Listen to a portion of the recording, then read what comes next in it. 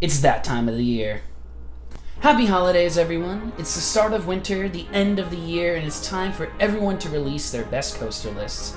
It's a cliche and a bit of a rite of passage for any content creator, so I figured I'd jump in on the fun. Not just because it's always enjoyable comparing your top rides to other enthusiasts, but also the nerdy grad student in me loves categorizing and mathematically evaluating every single one of the over 160 coasters I've ridden in my life. In fact, I have an Excel doc where I painstakingly track every single one of my credits in excruciating detail. It's a fun time. And that said, there's always plenty of subjectivity when it comes to lists like these. People prioritize different things in rides, and that's what makes comparing top coaster lists so enjoyable. So let's all remember that this is in good fun.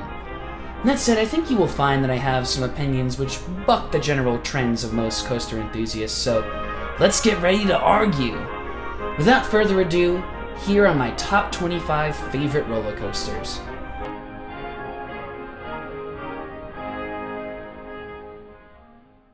We'll start things off by running through 100 to 26 real quick. Ready, set, go!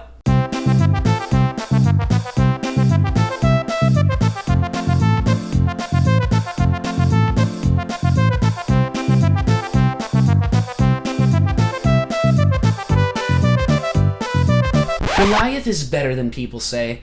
It's smooth with a great sense of speed and has multiple moments of incredibly powerful sustained positive Gs. Helix, I bless you. I have a whole video about why this ride is actually good. You should watch it.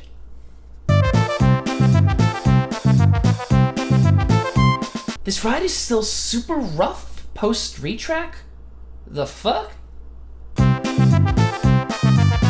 Okay, I know this is at my home park, but I've only been in it once, and I got a great ride. I know it's definitely worse than this, and I can never be asked to get a locker for a goddamn free spin. Tumbili is way lower in my ranks. As you can see, it's not even in the top 100.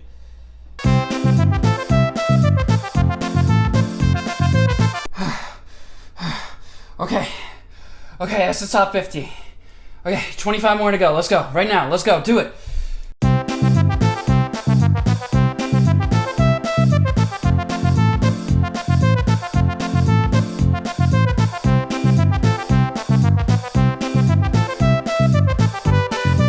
Much as it pains me to say it, this surprisingly forceful and just plain fun ride is a worthy replacement for the Wolf.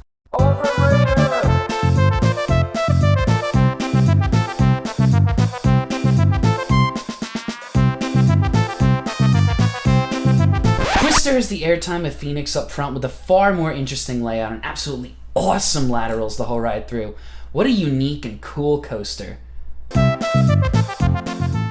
Okay, with those out of the way, it's time to start off the top 25. Everything from here on out is at least an 8.25 out of 10, and a ride I consider to be in the top 15% of my coaster credits. We're kicking things off with the Great Bear at Hershey Park, one of the older and more bizarre B&M inverts. I have many laps on the Great Bear over its decades of operation, but this old school looper was running so well this year that it somehow managed to shoot up into my top 25. The ride is incredibly forceful, from the unconventional pre-drop helix through all of its foreign versions, especially the manic 0G roll and the whip-crack corkscrew. There's some dead spots and weirdness stemming from its geography limitations, but overall, this is vintage 90s B&M at the peak of their powers.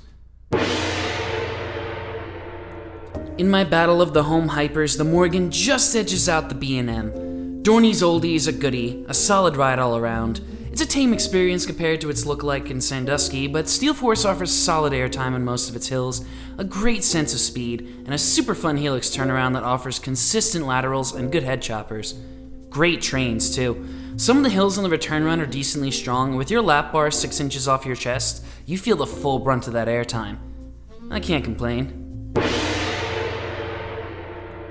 While the two offer distinct ride experiences, I'm lumping them here together because I'm lazy, and it's been like 10 years, so my memories are a lot less fresh. That said, I must have over 50 laps on both sides of the Dragons, far and away my favorite part of visiting Universal as a kid. Both Fire and Ice had solid layouts and the awesome power you could only find on an early B&M invert. I was one of those contrarians who slightly preferred Ice, but you couldn't go wrong with either. The thing that really made it special, though, was the dueling. I'm sorry to anyone who never got to experience the dragons in their full glory, but in a good duel, the near misses were otherworldly, and the energy the other train brought to the ride as you sailed past, mere inches away, was unmatched. Rest in peace, you beautiful bastards. This just edges out the dragons, but honestly it's a toss-up. My current king of B&M inverts marries the intensity of a Batman clone with more of everything. It feels every bit its age, but that's mostly a good thing. From the wild yank in the first drop in the back row, through the super whippy 0G roll and Cobra roll, all the way to the leg-numbing final helix, Raptor is constantly displaying its power and breakneck pacing. It's enough to forgive the few sections of straight track and occasional rough patches, the final breaks. They don't make them like they used to. Looking at you, Banshee. The best B&M flyer in America, Tatsu shows the potential of the model when you give it a proper layout. I have plenty of laps in my local Superman Ultimate Flight clone, but comparing that ride to Tatsu is like comparing a homemade barbecue burger to a McDouble. Of course the layout actually fits the terrain, but the setting is what makes the ride, as you twist up and down the mountain and legitimately feel like flying. The pretzel loop is actually a bit weaker than Superman's, but the force is far more sustained. And the final helix caps off a somewhat forceful and very fun experience. Nickelodeon-ass color scheme aside. I rode Boulder Dash for the first time on Halloween last year at the peak of fall foliage, and it was gorgeous. One of the best settings of any coaster, Boulder Dash feels like a scenic railway on cocaine as you violently tear down the countryside. That said, it's far from a perfect ride, and certainly an exercise in endurance. Its weakish airtime and roughness is made up for with great laterals, an incredible layout, glorious head choppers, and a claustrophobic, out-of-control feeling that no other coaster quite matches. The theater of Boulder Dash lifts it up a fair bit in my rankings. Yep, better than the dragons. Much as it pains me to admit. I expected a good family coaster. I didn't expect to be blown away like I was this summer. Obviously the theming is top-notch throughout, but I was surprised with just how forceful the whole ride is. The launches kick hard, and great Intamin snaps abound. It generally feels like you're riding a motorcycle. The backwards section and drop track keep you on your toes too, in a good way. Though not the most intense, it's pure joy in roller coaster form, and the perfect complement to the other Intamin next door. After some lackluster rides last season, the newest B&M Hyper redeemed itself this year and showed that even with a stunted layout, new school B&M Hypers can pack some heat. Weird how it's the opposite experience with inverts. It's short and trimmed pretty frequently, which definitely hurts the ride experience, but the power of the airtime is uniformly strong, drop to brakes, with some forceful helixes and an awesome speed hill in the middle of the ride. There aren't any bad B&M Hypers, and Candemonium lands near the top. I just feel like Hershey's installation could have been even better. Hot take alert. Oh yes, the Flying Dutchman is better than Tatsu, and I will die on that hill. If Tatsu is a graceful dragon floating and diving through the skies, Batwing is a deranged and starving hawk that's going in for the kill. It feels like your eyes are getting ripped out of your skull as Batwing tries to fling you out of your seat on every forceful turn and helix. The double roll is super whippy, the flightalizer disorienting in the best way, and the vertical loop, oh man, crushing positives with a delightful pinch of hang time. All this force in a shockingly comfortable package that tracks better than any old Vekoma has a right to, with just enough jank to make it feel dangerous, in a good way. I hope this unreliable piece of garbage lasts a long time. Man, I am glad I rode Orion before Fury, because Orion lived up to my expectations for a B&M Giga. And what I mean by that is, it was boring and mild. Fast with a solid layout that doesn't feel too short to me. Orion does have some strong highlights, namely the first drop and some absolutely brilliant airtime hills. These amazing moments, however, are peppered amongst some forceless turnarounds and helixes, which feel like they should pack a bit more of a punch on a ride of this size. I will admit that I only rode Orion in the morning, but I got 6 rides in all different rows, and I feel justified when I say that I still feel a tinge disappointed. I mean, it is still a Giga though, of course it's great. Just the worst Giga I've been on.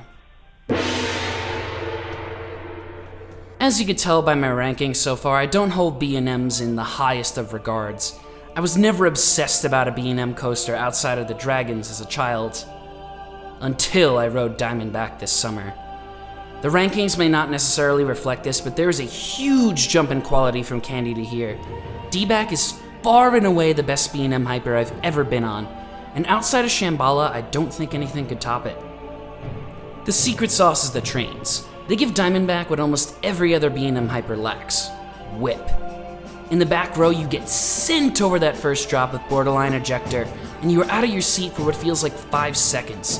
The first camelbacks are perfection, the turnaround feels like a better and whippier version of Nitro's Hammerhead, and D-Back finishes strong with an awesome ejector pop into a splashdown finale. Sure, it loses some steam after the mid-course, but for the vast majority of the ride, all of Diamondback's ingredients come together to make something really special. Airtime Thrills once called Maverick a consistent B-plus coaster, which in my opinion is the perfect analogy to describe this ride. Maverick does everything well, but it's not the best in any category.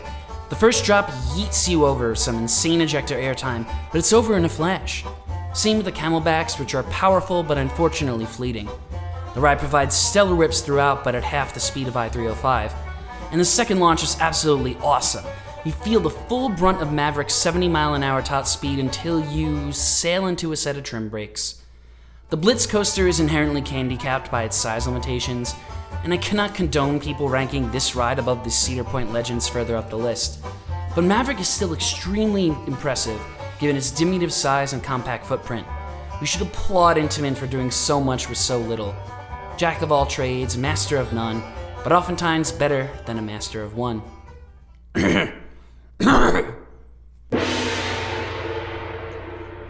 Ah yes, our first RMC hybrid finally makes its appearance on the list. And credit to Rocky Mountain Construction for making such consistently great rides. Nevertheless, someone needs to bring up the rear, and that honor falls to Twisted Colossus. I must admit that in 6 rides across 2 separate visits, I never once got a single duel, which pisses me off. But even on its own, Twisted Colossus is 2 great, if short, rides for the price of 1. The double first drops are the highlight, bringing the delicious ejector we now expect from every hybrid. The pacing is awesome too, with strong airtime throughout, and the near misses with the structure are great, even without the other train. The only dings are the relative brevity of both halves, the fact that this ride never duels as intended, and some of the elements are more compact than they need to be, turning fun airtime and laterals into jerky motions that slam you into the shin guards and give you no reprieve. Looking at you, pre-lift. Maybe someday I'll get a duel, and then I will finally witness the true potential of this wonderful ride. I labored endlessly about whether to rank Twisted Timbers or Twisted Colossus higher. In the end though, KD's hurler conversion takes the cake as the better of the small-scale hybrids. It's a stronger and more consistent layout, with the highlight being the absolutely bonkers string of 3 airtime hills that beat anything Twisted Colossus has to offer. Timbers has monstrous pacing, especially for its size, and unlike some other RMCs, it doesn't overstay its welcome, blitzing through the layout and coming into the brakes with a strong head of steam after a satisfactory length. Though, like every other hybrid, there are gratuitous small, off-kilter airtime hills that seem to serve no other purpose than to toss your shins into the uncomfortable restraint. Its lack of height definitely hurts its prospects compared to some larger installations.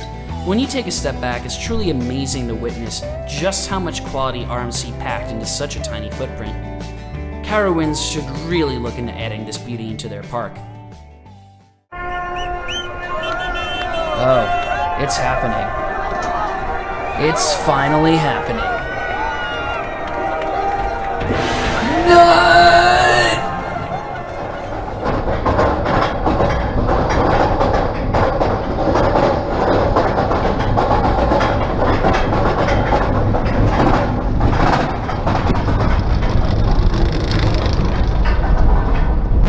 Okay. This is my favorite roller coaster, okay? I know few people will agree with me, but they're out there. Some people will respectfully disagree, and most people will call me insane. I don't care. This is the best looping coaster in the country, and I am saying that with a straight face. You may have your biases against Arrows, and if your sample pool is the Loch Ness Monster, Corkscrew at Cedar Point, and your local Loop Screw, I can see why you would find their creations boring and painful. Viper is a totally different beast, though.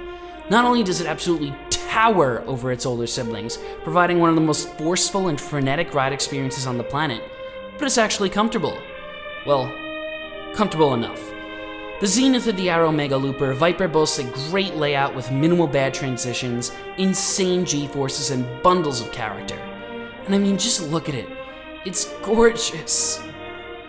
Viper tears through its course from the moment you're flung over the first drop to the strong ejector pop you get sailing into the mid-course. The 3 loops are way too tight and taken way too fast, so they're absolutely savage. The best inversions are straight positive Gs. Then you hit the mid-course and Viper turns into a graceful hang-time machine. The Batwing is scrumptious, my favorite inversion, and you can always rely on an Arrow double corkscrew finale to bring some delightful float. All of this in a 30-year-old ride that's just rough enough around the edges to ooze with charm, while still delivering an experience on par with today's best. I don't know how much longer Viper has, but I hope it'll be around forever. Alright, the hagiography is over. Now it's time for the top 10. Well, not really. I debated putting everything in one video, but the length was starting to get a bit unruly, so tune in next time for my top 10. I'll have that out very soon, and thank you for watching.